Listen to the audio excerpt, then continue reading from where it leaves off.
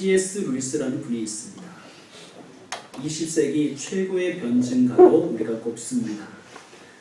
변증이라는 것은 기독교 복음을 논리적으로 논증하는 것을 의미합니다. 이분이 귀신에 대해서 이렇게 말씀했습니다. 귀신에 관하여 우리는 두 극단을 조심해야 합니다. 하나는 귀신이 없다는 극단이고, 다른 한 극단은 모든 것이 다 귀신의 짓이라고 하는 극단이다.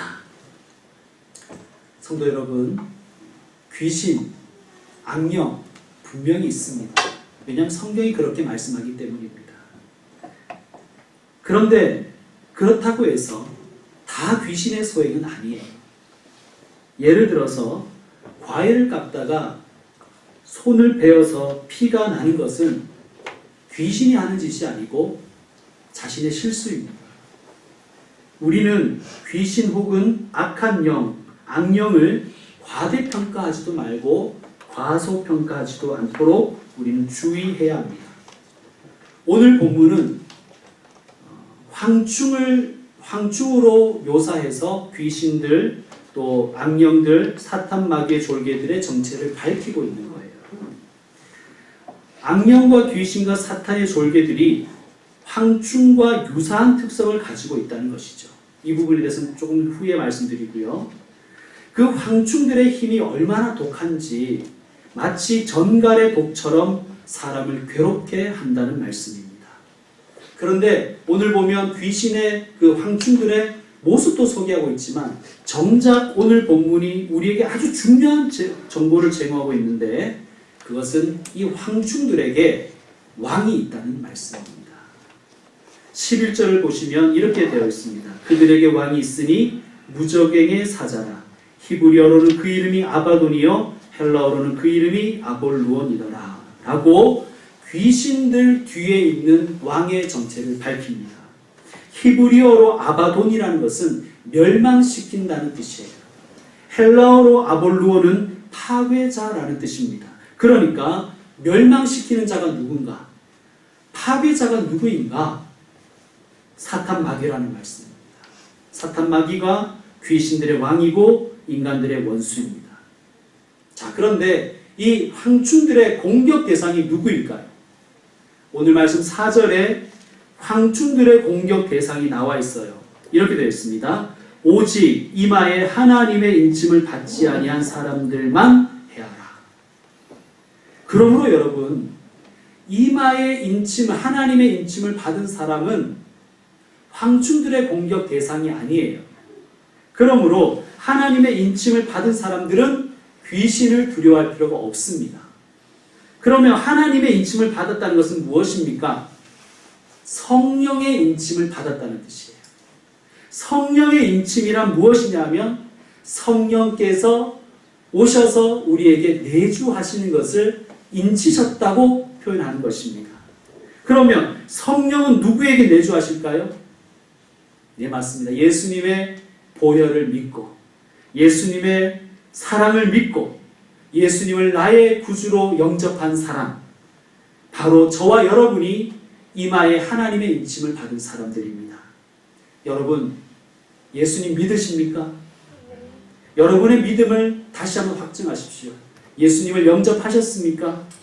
그렇다면 귀신이나 악령이나 사탄 마귀, 우리의 원수를 무서워하지 마십시오.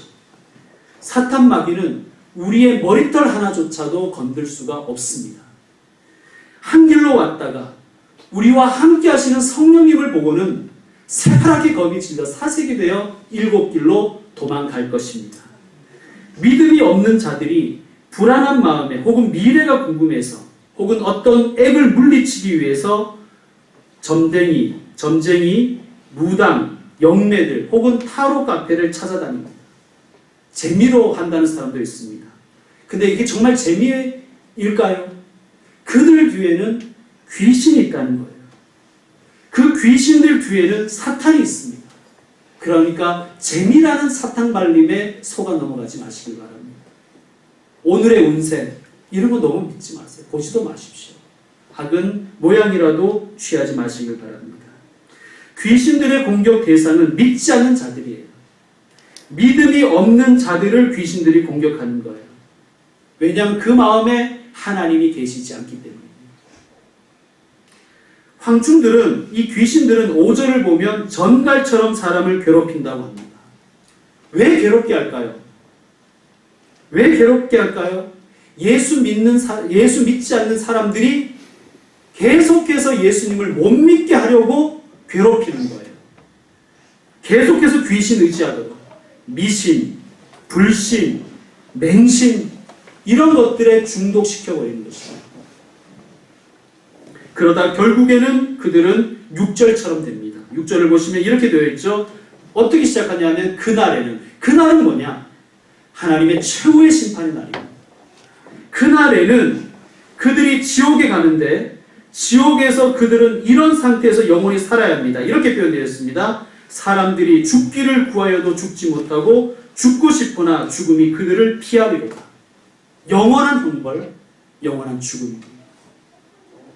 여러분, 다시 한번 말씀드립니다. 예수님 믿으십시오. 여러분에게 믿음이 있는 것이 하나님의 최고의 선물입니다. 하나님의 가장 큰 복이 믿음이에요. 믿음으로 뭔가를 획득하는 것이 아니라 믿음 그 자체가 가장 큰 선물이요 가장 큰 복이라는 것을 믿으시길 바랍니다. 그리고 믿지 않는 자들에게, 즉 하나님의 인침을 받지 못한 자들에게 예수님을 전하시는 분들이 되시기를 부탁드립니다. 오늘 본문은 5번째 나팔 심판의 내용입니다. 여러분 1절 말씀을 여러분이 다시 한번 읽어주시길 바랍니다. 계시록 9장 1절입니다. 시작.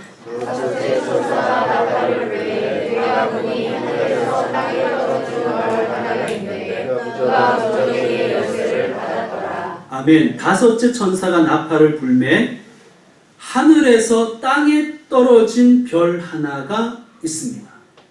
자, 이 별의 정체가 누구일까요? 이 별이 누구를 지칭하는 것이냐에 따라서 정말 많은 토론이 있습니다. 논란이 지금도 있어요. 누구일까? 떨어진이라는 단어에 초점을 두는 이들이 있습니다. 이들은 떨어진을 타락한으로 해석합니다. 그래서 이 별을 사탄이라고 그렇게 해석합니다. 또 다른 부류는 그가 무적행의 열쇠를 받았더라라는 말씀에 초점을 둡니다.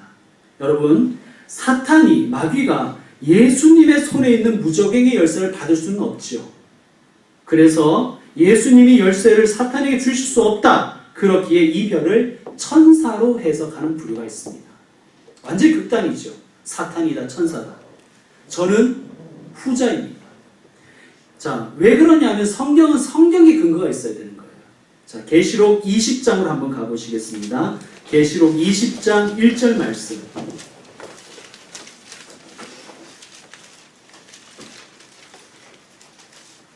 계시록 20장 1절 말씀 여러분 읽어주십시오. 시작. 또 내가 보매 천사가 무적행의 열쇠와 큰 쇠사슬을 그의 손에 가지고 하늘로부터 내려와서. 아멘. 자, 여기 보니까 한 천사가 무적행의 열쇠와 큰 쇠사슬을 그의 손에 가지고 하늘로부터 내려와서라고 표현합니다.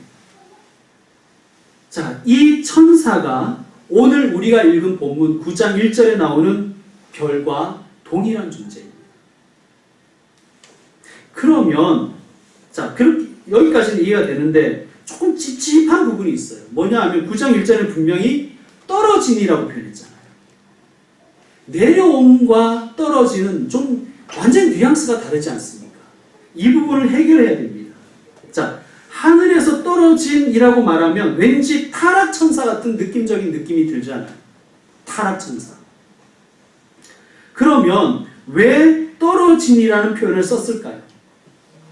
제가 요한계시록 시작하면서 요한계시록은 묵시문학이라고 말씀드렸어요. 즉 문학작품이라는 얘기예요. 묵시문학이라는 것은 악한 세상에 대하여 혹은 이 세상의 종말과 최후 심판과 메시아의 오심과 성도의 구원과 하나님 나라의 최후 승리를 문학작품으로 기록했는데 풍부한 상상력을 동원해서 문학작품을 썼습니다. 자, 이것을 이해하면서 별이 내려왔다라고 하는 것이 문학적으로 매끄럽습니까? 아니면 별이 떨어졌다라고 하는 것이 문학적으로 좀 더 매끄럽습니다. 후자죠, 그죠? 예, 그래서 별이 하늘에서 떨어졌다라고 그렇게 표현한 것입니다. 오늘 계시록 9장에 떨어진 별은 하늘에서 내려온 천사입니다. 근데 사실 이게 천사냐 뭐 마귀냐는 그렇게 중요한 게 아니에요. 이 핵심은 뭐냐면 그 천사의 손에 열쇠가 있다는 거예요. 이 열쇠는 누구의 것입니까? 원래 요한계시록 1장 18절에 보면 예수님께서 자신에게 사망과 음부의 열쇠가 있다고 말씀하셨어요. 그러므로 이 열쇠는 예수님의 열쇠입니다. 사망과 음부의 권세를 가지신 예수님의 열쇠예요. 이 열쇠를 가지고 내려온 천사에게 주셨습니다. 자, 이게 무슨 의미일까요? 이게 무슨 뜻일까요? 이 말씀은 사탄, 마귀, 귀신들은 예수님의 주권 아래에 있다는 말씀입니다. 하나님께서 제한된 기간에 제한된 자들에게만 귀신들의 활동을 허락하셨다는 말씀이에요. 누구에게? 이마에 하나님의 인침을 받지 못한 자들에게. 그러므로 두려워할 필요가 없습니다. 왜? 악령들조차도 하나님께서 다스리기 때문에. 자, 여기 또 무저갱이라는 말이 나오죠. 무저갱. 갱이란 거 혹시 아십니까? 갱. 그 석탄 탄광 같은 곳에 갱을 생각하시면 됩니다. 엄청나게 깊은 구덩이입니다. 저는 갱에 가본 적이 없는데 그 탄광에 들어갔다 나오신 분의 이야기를 들은 적이 있습니다. 굉장히 깊이 들어간다고 합니다. 수 킬로미터를 들어가서 석탄을 캐는데요. 끝은 막혔겠죠. 그러니까 구덩이입니다. 엄청나게 깊은 구덩이가 갱입니다. 그런데 바닥이 없는 거예요. 끝이 없는 구덩이입니다. 밑 빠진 구덩이에요. 끝을 알 수 없는 갱. 그 바닥에는 불구덩이가 있어요. 지옥의 특징을 설명하는 것입니다. 끊임없이 추락하는 것이 지옥입니다. 자, 누가복음 8장 29절 이하에 보면 이런 말씀이 하나 나와요. 예수님께서 어떤 더러운 귀신 든 자를 불쌍히 여기셔서 귀신들에게 명령하셨습니다. 그 사람에게서 나오라. 그랬더니 귀신들이 나왔습니다. 예수님이 그 귀신들에게 물었어요. 내 이름이 무엇이냐? 그러니까 귀신들이 이렇게 대답합니다. 군대입니다. 그러니까 어마어마한 군대만큼이나 이 어마어마한 귀신들이 그 사람 속에 들어가 있다는 거예요. 그러면서 이 귀신들이 예수님께 간절하게 기도를 해요. 간절하게 귀신들이 부탁을 하는데 귀신들의 기도 제목이 이거예요. 우리를 무저갱으로 들어가라 하지 마십시오. 그러니까 귀신들조차도 두려워하는 것이 무저갱이라는 거예요. 우리에게 무저갱으로 들어가라 하지 마십시오. 우리를 무저갱에만 보내지 마십시오. 귀신들이 간절히 애청합니다. 여러분, 무저갱은 사탄, 마귀, 귀신조차도 두려워하는 것입니다. 왜냐하면 무저갱은 사탄, 마귀, 귀신들이 마지막에 갇힐 감옥이기 때문에. 자, 사탄, 마귀, 귀신들을 무저갱으로 보낼 권세가 누구에게 있다는 말씀입니까? 예수 그리스도. 예수 그리스도. 여러분, 지옥은요, 원래 사람이 가라고 만든 게 아니에요. 하나님께서 왜 지옥을 만드셨냐 하면 사탄, 마귀, 귀신들을 가두시려고 만드신 곳이에요. 그런데 예수 믿지 않은 사람들이 거기에 가게 생긴 거예요. 여러분, 그러므로 우리는 이 말씀을 들으면서 안타까운 마음이 들어야 됩니다. 누구에 대해서? 예수님 믿지 않아 지옥에 떨어질 영혼들에 대해서 안타까움을 가지고 우리는 전도해야 합니다. 자, 오늘 본문 9장 2절을 다시 한번 보시겠습니다. 9장 2절. 9장으로 넘어와서 9장 2절을 보면, 자, 그 천사가 무저갱을 여니까 어떤 일이 벌어졌습니까? 그 구멍에서 큰 화덕의 연기 같은 연기가 올라왔습니다. 화덕의 연기 같은 연기가 올라와요. 여러분, 제가 늘 말씀드리지만 요한계시록의 첫 독자들, 그들에게는 신약 성경이 없었어요. 성경은 오직 구약 성경이에요. 그리고 성경을 사랑하고 성경을 아주 익숙해 있고 거의 성경을 외우다시피 했던 사람들에게 화덕 연기 같은 연기가 올라오는 이 말씀을 듣거나 읽었을 때 어떤 장면이 연상됐을까요? 구약에 소돔과 고모라의 심판이 연상된 것입니다. 소돔과 고모라의 심판의 말씀을 보면 이런 말씀이 있습니다. 소돔과 고모라가 멸망할 때 그 도시에서 연기가 옹기 가마의 연기같이 치솟았다고 말씀하시는 거예요. 자, 이게 무슨 말씀인가? 소돔과 고모라는 하나님의 심판을 받은 것이죠. 그러므로 그 소돔과 고모라가 옹기 가마 화덕 구덩이가 되었다는 말씀이에요. 즉 무저갱은 어떤 곳이냐? 소돔과 고모라가 하나님의 심판을 받은 것처럼 무저갱은 영원히 심판받는 장소가 무저갱이라는 말씀이에요. 자, 9장 2절을 여러분이 다시 한번 읽어주십시오. 9장 2절 시작. 그가 무저갱을 여니 그 구멍에서 큰 화덕의 연기 같은 연기가 올라오매 해와 공기가 그 구멍의 연기로 말미암아 어두워지며. 아멘. 해와 공기가 그 구멍의 연기로 말미암아 어두워졌다고 되어 있어요. 여러분, 미세먼지가 극심한 날 스모그까지 겹치면 정말 두렵지 않습니까? 두렵잖아요. 여러분, 그 자체가 심판의 모습이에요. 미세먼지로 인하여 해와 공기가 어둡게 되듯이 무저갱의 연기는 사람의 영혼에 미세먼지가 되어서 우리의 영혼을 어둡게 합니다. 그래서 불신과 미신과 맹신과 이단에 빠지게 하는 거예요. 그게 무저갱의 연기가 하는 것입니다. 그리고 그 연기로부터 3절을 보니까 황충들이 올라오는 거예요. 여러분 혹시 펄벅의 대지라는 작품을 아십니까? 거기에는 메뚜기 떼가 등장하죠. 황충이 메뚜기 떼예요. 그러니까 황충은 메뚜기의 일종인데 이 황충들의 특징은 떼로 몰려다닙니다. 저는 대지라는 대지라는 작품을 읽진 못했고요. 영화로 보았습니다. 제가 어릴 때 초등학교 시절이었던 것 같아요. 주말의 명화 시간에 펄벅의 대지를 보여주는 거예요. 흑백 텔레비전으로 봤습니다. 영화가 그렇게 잘된 영화 같지는 않아요. 왜냐하면 지금 생각해보면 중국인이라고 나온 사람들이 다 백인이었거든요. 뭔가 좀 어색하고 좀 이상한 미국 영화였습니다. 그런데 그 영화를 보면서 제가 아주 인상 깊었던 것은 메뚜기 떼였어요. 혹시 그 영화 보신 분 계십니까? 메뚜기 떼가 드넓은 평원에 날아옵니다. 그리고 새카맣게 날아와서는 다 먹어버려요.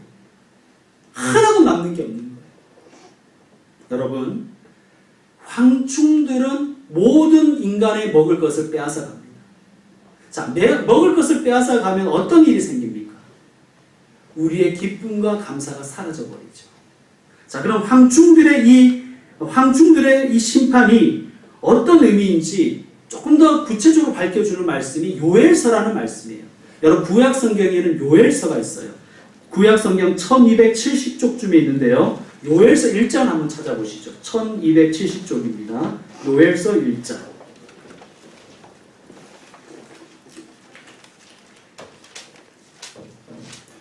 구약 성경 1270쪽쯤에 있습니다. 요엘서 1장 찾으셨습니까? 자, 먼저 1장의 3, 4절을 한번 같이 읽겠습니다. 요엘서 1장 3, 4절 시작. 너희는 이 일을 너희 자녀에게 말하고 너희 자녀는 자기 자녀에게 말하고 그 자녀는 후세에 말할 것이니라.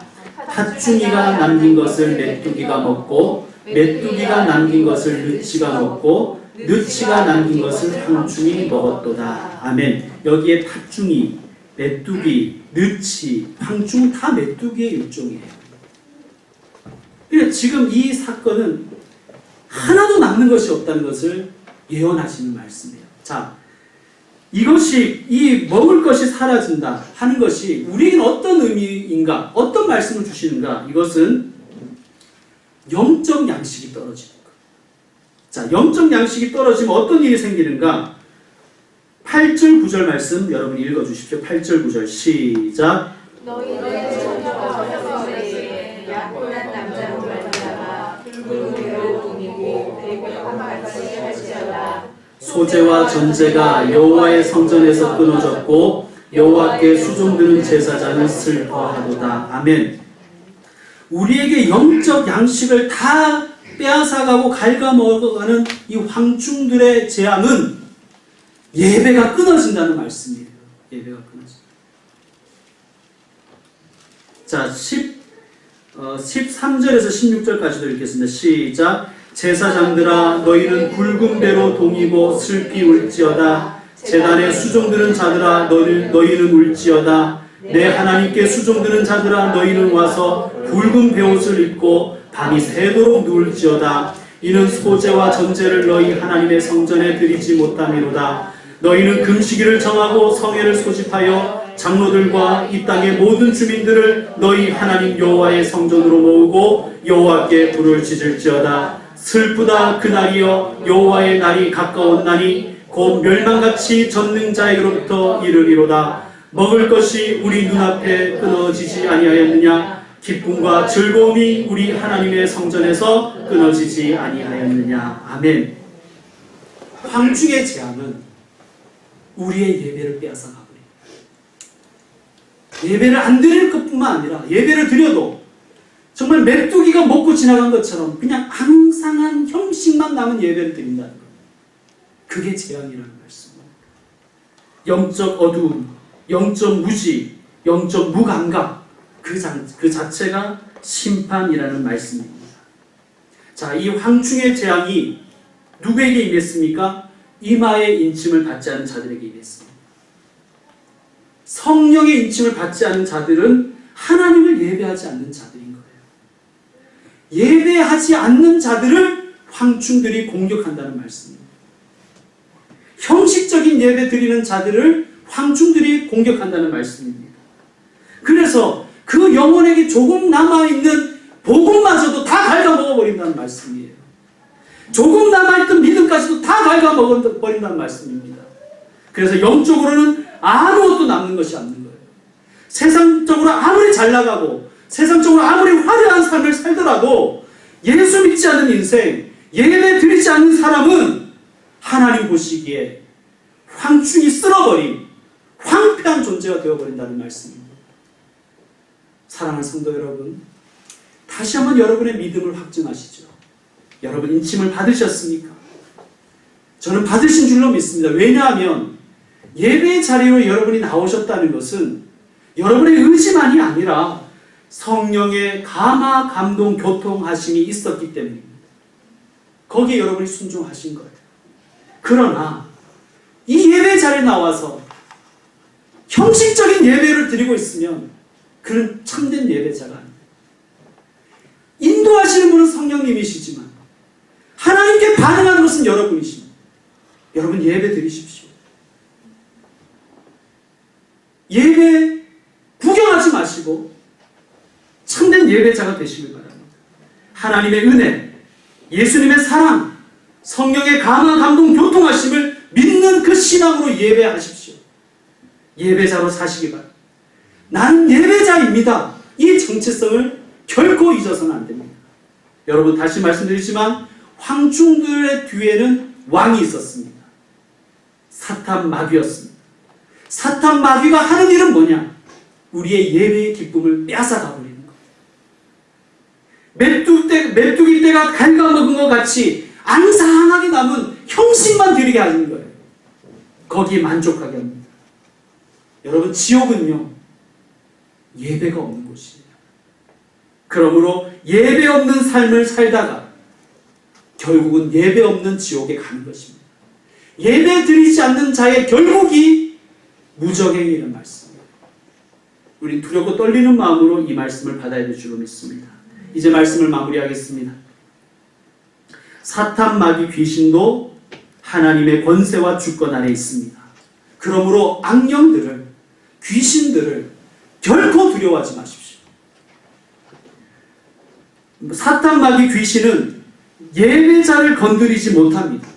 한 길로 왔다가도 예배자 안에 계시는 성령님을 보고는 사색이 되어서 7길로 도망할 것입니다.